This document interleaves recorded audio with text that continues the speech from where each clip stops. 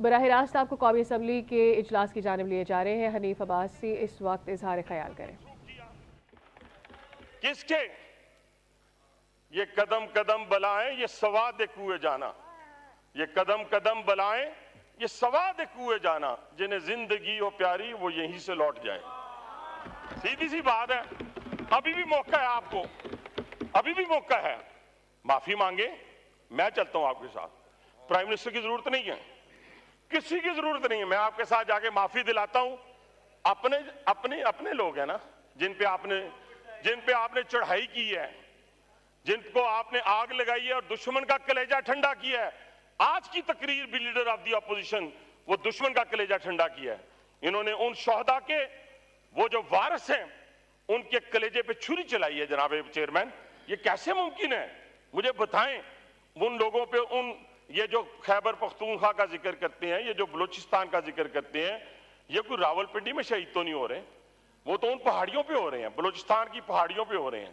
ایک ایک گاڑی پہ 1,000 گولی لگتی ہے اور نوجوان کیپٹن شہید ہوتا ہے جس کا 6 ماہ کا بچہ ہوتا ہے، وہ بھی کسی ماں کا بیٹا ہے۔ آپ کیوں بھول گئے اپنے اقتدار کی لالچ میں؟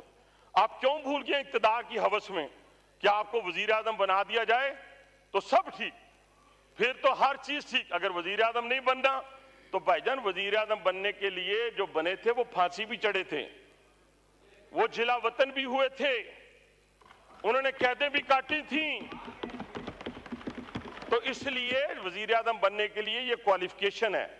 آپ ذرا تھوڑا سا صبر کریں، آپ کی رات لمبی ہے، باقی تو اللہ جانتا ہے، میں اللہ میاں کی باتیں تو نہیں آپ کو بتا سکتا، لیکن آپ کی رات لمبی ہے، اور اس لمبی رات میں اور لمبی دوڑ میں ذرا آرام سے چلیں۔ میں تو ہر وقت لیڈر آف دی اپوزیشن کا سانس پھولا ہوا دیکھتا ہوں، اتنا سانس پھولا ہوا ہوتا ہے، اور میرے ساتھ رہے ہیں ماشاءاللہ۔ میاں نواز شریف صاحب کے حق میں انہوں نے اتنے زوردار نعرے مارے ہیں کہ شاید پاکستان کی تاریخ میں میں نے بھی نہیں مارے، میں نے نہیں مارے، آج کی ڈیٹ تک نہیں مارے، ٹھیک ہے جی۔ اسی طرح چودھری شجاعت حسین، پرویز مشرف صاحب، کوئی بندہ انہوں نے چھوڑا نہیں، عمران خان صاحب، اور جو شہباز شریف صاحب کی تعریفیں ہوا کرتی تھی وہ بھی ہمارے کانوں نے سنی، اچھی بات ہے، کوئی بات نہیں، انہوں نے پھر ایک دفعہ کسی نہ کسی جگہ جانا ہے، لیکن اس انسٹیٹیوشن پہ آپ حملہ ور نہ ہوں جو آپ کے گھر سے تھا۔ میں آپ سے صرف یہی ریکویسٹ کرتا ہوں کہ ان کو کہتے ہیں نا، میں پھر سنا دیتا ہوں کہ جب تک نہ جلیں دیپ، سن لیں، جب تک نہ جلیں دیپ شہیدوں کے لہو سے، کہتے ہیں کہ جنت میں چراغاں نہیں ہوتا، ٹھیک ہے؟ جنت بھی لینی ہے تو انہوں نے سہارا لے کے لبے گی۔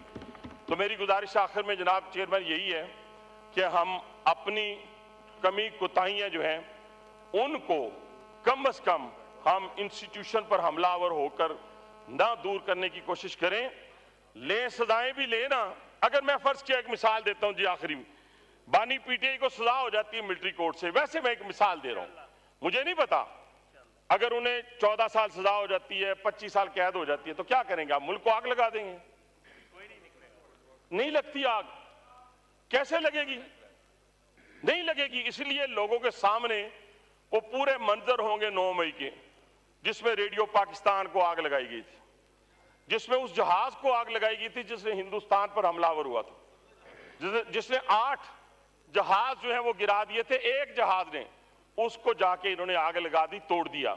تو جناب چیئرمین، میں پھر آپ سے گزارش کروں گا کہ ہمیں احتیاط کرنی چاہیے۔ عدلیہ پر ہم حملہ آور اس وقت ہو جاتے ہیں، کبھی ان کو کئی ججوں کی جو ہے عمریں کم کر دیں تو پھر اچھی لگتی ہیں، زیادہ کر دیں بری لگتی ہیں، اور گڈ ٹو سی والے جج چاہیے ان کو، اور ان کو مرسڈیز گاڑی دینے والے جج چاہیے، اور بلا کر ان کو صادق اور امین کہلانے والے جج چاہیے۔ وہ ایسے جج کافی حد تک ختم ہو گئے ہیں، باقی جو رہ گئے وہ بھی انشاءاللہ ختم ہو جائیں گے۔ تو میری آپ سے گزارش آخر میں بس یہی ہے کہ ہمیں احتیاط کرنی چاہیے اور بڑی احتیاط سے کام لیں۔ اگر غصہ مزید آئے تو مجھے کوئی اعتراض نہیں ہے، اس پہ کیری آن رکھیں، keep it up. Thank you.